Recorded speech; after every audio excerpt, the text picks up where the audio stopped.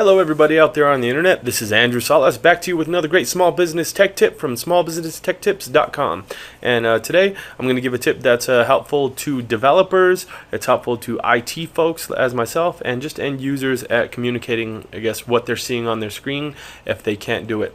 I use this sometimes when I can't gain remote access to the computer and can't see exactly what's going on, or if I'm working with somebody in a different time zone and our schedules are just off and they need to communicate the error that's going off on their screen.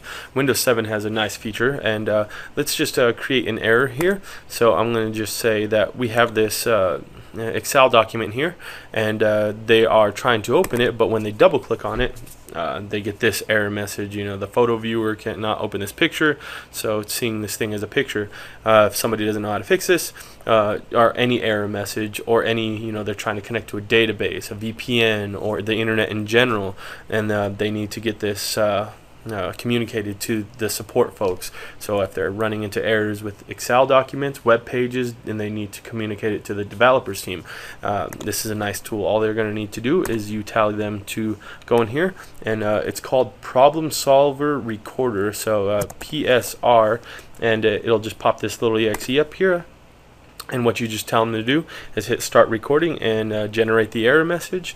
So we start recording, and they'll navigate to wherever they need to go. So this one was in my documents, and they go to this viewer thing, and it still pops up the error. So they have this whole thing going on, and we don't know why.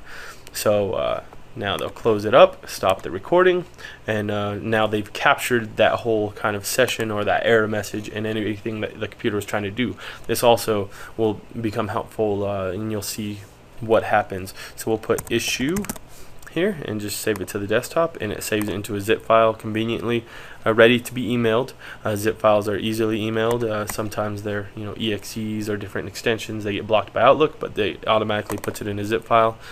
And I'll show you kind of what information gets relayed when they send this file over. So once I would get the file, I would extract it and just view it, and it's basically opens it up in a web page, and you can see the problem steps. It gives screenshots of kind of what's going on, what they're trying to do when they're opening it, step-by-step processes, and then an error message. So we get to see kind of what's going on, and we get to see all the detailed logs of what elements are being kind of invoked, what the whole operating system is thinking at the time. So developers or IT folk like myself could drill into the issue and get a really educated and kind of you know, next steps, or just a solution right off the bat. We'll see and say, hey, I know what's going on. In this case, I would just tell them to go in here and change their file extension. So you would change this back to Excel. So right now it's listed as photo viewer. I would just tell them to do that and then try to open it again, and it opens up the document. Hopefully this tip has been helpful, and hopefully you could use it in your business or day-to-day operations, make life a little easier. If you have any other comments, suggestions, or you just want to rate or subscribe to these videos, please do so, and have a great day.